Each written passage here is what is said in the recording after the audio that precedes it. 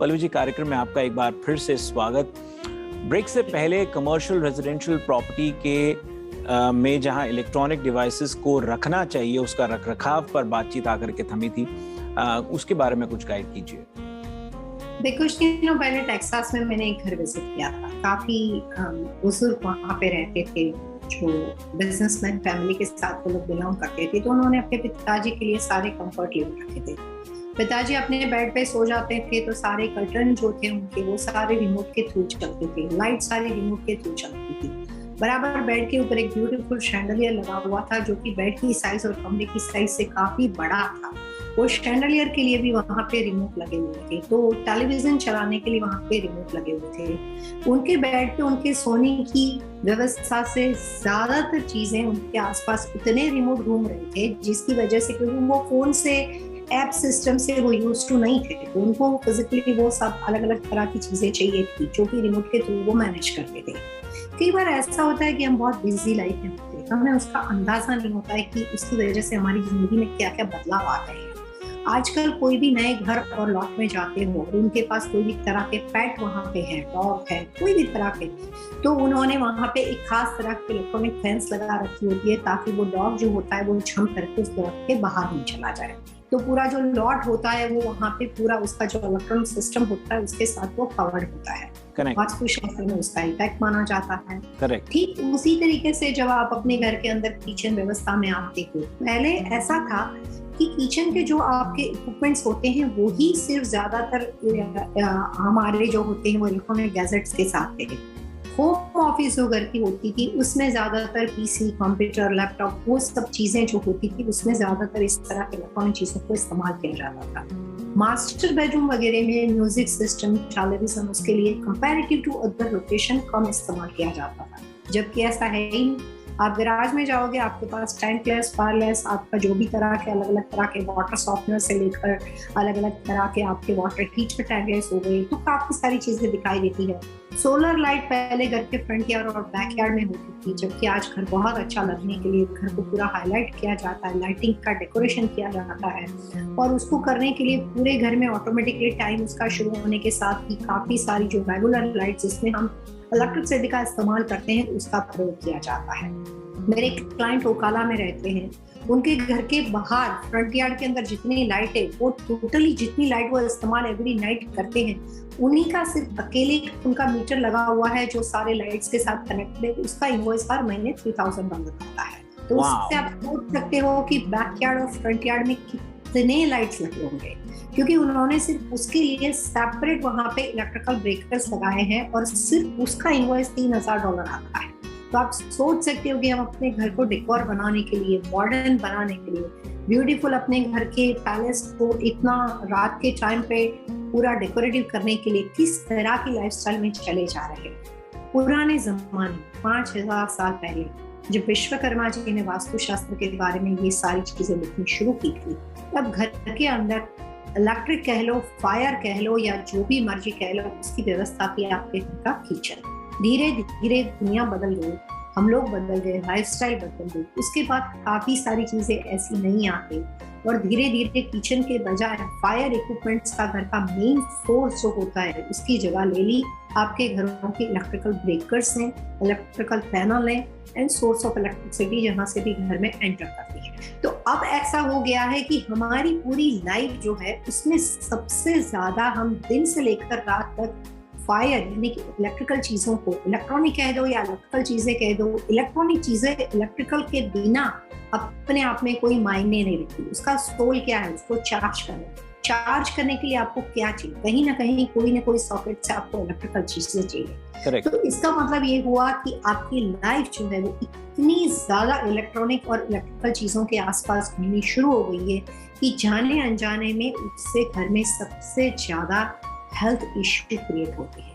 छोटे छोटे बच्चे भी आजकल अगर आप देखेंगे तो घर में कोई गेस्ट आता है, कोई किसी से बात करने के लिए बच्चों को बिजी रखना चाहता है, उनको आईपैड पकड़ा देते हैं, उनका टीवी ऑन कर देते हैं और वहाँ पे कार्टून मूवी वहाँ पे शुरू हो जाते हैं। तो हमारी पूरी जिंदगी जो है वो सबसे ज्यादा इलेक्ट्रॉनिक चीजों के साथ गई। वास्तु कंसल्टेंट होने के नाते मैं इतना कहना चाहूंगी कि घर के अंदर यूज करने वाले चार्जर और जो भी तरह के अलग अलग तरह के गैजेट्स आप यूज करते हो, उसमें 3 बातों का ख्याल रखना चाहिए। घर का साउथ वेस्ट, जिसको हम हिंदी में नैऋत्य कोण बोलते हैं, घर के अंदर बने हुए नॉर्थ वेस्ट वायव्य कोण दिशा होती है, घर की बनी हुई नॉर्थ ईस्ट यानी कि ईशान दिशा होती है। ये 3 दिशा के अंदर आपके घर में बने हुए सीरी, एलेक्सा या जो भी अलग अलग तरह के इलेक्ट्रॉनिक या इलेक्ट्रिकल इक्विपमेंट्स के मेन सोर्स होते हैं, उसको इनलेट या जो भी तरह के उसको चार्जिंग के लिए जो भी आप इनलेट यूज करते हो, ये 3 दिशा को अवॉइड करके उसके अलावा घर में जो भी कमरे कंपास 5 दिशा देखकर आपको देखना है और वहां पे आप उसको चार्ज कर सकते हो। या बिजनेस लोकेशन की तरह आपको पर्टिकुलर एक जगह बनानी है जो कि साउथ हो सकता है, साउथ ईस्ट हो सकता है और ईस्ट हो सकता है। ये तीनों दिशा के अंदर आप अपने घर के जो भी फैमिली मेंबर्स है सभी के इलेक्ट्रिकल या इलेक्ट्रॉनिक इक्विपमेंट्स को चार्ज कर सकते हो और सारे चार्जर, सारी वायरिंग सिस्टम हो सके तो इनबिल्ट होनी चाहिए। जी पल्लवी जी, हम क्या क्या चाहते हैं इलेक्ट्रॉनिक डिवाइसेस को लेकर के ये तो हम सब जानते हैं, लेकिन हमको क्या क्या नहीं करना चाहिए ये ज्यादातर लोग नहीं जानते। और इस एपिसोड में हमारा यही प्रयास रहेगा कि हम दर्शकों को अधिकांश रूप से उन चीजों की जानकारी दे पाएं। रेजिडेंशियल और कमर्शियल में नई बदलती हुई लाइफस्टाइल की वजह से किस तरह के प्रॉब्लम्स आते हैं, और जो आपने कहा उसी के फॉलोअप में मैं आपके साथ एक अपनी केस स्टडी को शेयर करना चाहूंगी। कुछ दिनों पहले मैंने मियामी में वहाँ पे एक नया घर वास्तु के हिसाब से बना हुआ था, उनके वास्तु के हिसाब से, तो उसको मैंने विजिट किया जी। उन्होंने घर बनाया, घर बनाने के बाद उनको भगवान का मंदिर बनाना था। भगवान का मंदिर उन्होंने वहाँ पे अपने घर में नॉर्थ ईस्ट दिशा में बनाया। अब जो घर का स्ट्रक्चर बना हुआ था उसके हिसाब से इलेक्ट्रिकल ब्रेकर्स जो थी वो वही नॉर्थ ईस्ट दिशा में जहाँ पे भगवान जी की स्थापना उन्होंने की थी उसी दीवार पे घर के बाहर उन्होंने इलेक्ट्रिकल ब्रेकर्स लगा रखे थे। उसका कनेक्शन उन्होंने घर के अंदर बना रखा था और उसके आगे भगवान जी का कमरा था। यानी कि नॉर्थ ईस्ट में उनकी पूजा चलती थी, मेडिटेशन चलती थी, काफी बहुत ज्यादा रिलीजियस लोग थे। और उसी घर के कंस्ट्रक्शन के एक्सटीरियर वॉल के अंदर बहुत सारी इलेक्ट्रिकल, क्योंकि काफी बड़ा घर था 5000 स्क्वायर फीट का, तो वहाँ पे इलेक्ट्रिकल पैनल्स यानी कि ब्रेकर्स लगे हुए थे। अब उनके हिसाब से वो घर सही था, उनके हिसाब से वो पूजा घर सही था, उनको बाहर जाके देखने की जरूरत ही नहीं थी कि इलेक्ट्रिकल ब्रेकर्स वहाँ पे बने हुए थे। वास्तु कंसल्टेंट होने के नाते हम बिल्डिंग की एक्सटीरियर, इंटीरियर सारी चीजों को चेक करते हैं। तो वहाँ पे बातचीत शुरू की तो मैंने उनको सिंपल क्वेश्चंस पूछने शुरू किए कि घर में, इस घर में आने के बाद आपके बेटे के एजुकेशन में कोई बदलाव आया? आपको लगता है यहाँ पे आने के बाद उसका कंसंट्रेशन जो है वो ज्यादा डिस्टर्ब रहने वाला? एकेडमिक करियर जो उसका एकेडमिक ग्राफ है उसमें थोड़े से कोई नेगेटिव पॉइंट आए हो, बदलाव आए हो, ऐसा आपको फील हो? कहा बिल्कुल सही है। यहाँ पे आने के बाद बेटा जो था वो पहले इतना अच्छा पढ़ता था, हमें तो उनके लिए काफी पता नहीं क्या हो गया, यहाँ पे आने के बाद थोड़ा ज्यादा लेजी हो गया है जी। फोकस नहीं करता है, फोन पे लगा रहता है और अपने दोस्तों से बात करने रहता है। पेरेंट्स के अनुसार बच्चा लेजी हो गया था। वास्तु कंसल्टेंट के हिसाब से वजह कुछ और ही थी। उसके बाद दूसरा क्वेश्चन उनको पूछा गया कि यहाँ पे जिस दिन से इस घर में आप मूव हुए, यहाँ पे आने के बाद आपको अपने बिजनेस के अंदर एम्प्लॉय से रिलेटेड चीजें, जो आप अपने डेली लाइफस्टाइल में जो भी बिजनेस में काम करते हो उसमें रोटेशन जो आपकी रूटीन लाइफ होती है उसमें थोड़े बहुत ज्यादा अप्स एंड डाउन दिखाई देते हैं। ऐसा कभी हुआ है? आप ऐसा थोड़ा याद करके बोल सकते हो? तो उन्होंने कहा कि हाँ, कुछ ना कुछ लगा ही रहता है, कुछ ना कुछ प्रॉब्लम्स आते ही रहते हैं। एवरीडे में जब ऑफिस में जाता हूँ कुछ वहाँ पे मेरे लिए प्रॉब्लम्स डेली होता है। अब ये 2 सवाल मैंने किस बेस पे पूछे? उसकी सिंपल वजह ये थी कि उन्होंने जितना वास्तुशास्त्र के हिसाब से घर को बनाने की कोशिश की थी, उस घर में उन्होंने अपने लिए नॉर्थ का दरवाजा रखा था, उन्होंने अपने हिसाब से जो घर में ईस्ट में गराज बनाए थे, नॉर्थ ईस्ट में उन्होंने भगवान का मंदिर बनाने के लिए स्पेशल आर्किटेक्ट को रिक्वेस्ट करके पूरा फ्लोर प्लान चेंज किया था। लेकिन सिर्फ नॉर्थ ईस्ट में मंदिर बनाने से घर वास्तुशास्त्र के हिसाब से नहीं होता है, या सिर्फ ईस्ट का गराज डोर बनाने से भी वास्तुशास्त्र का घर माना नहीं जाएगा।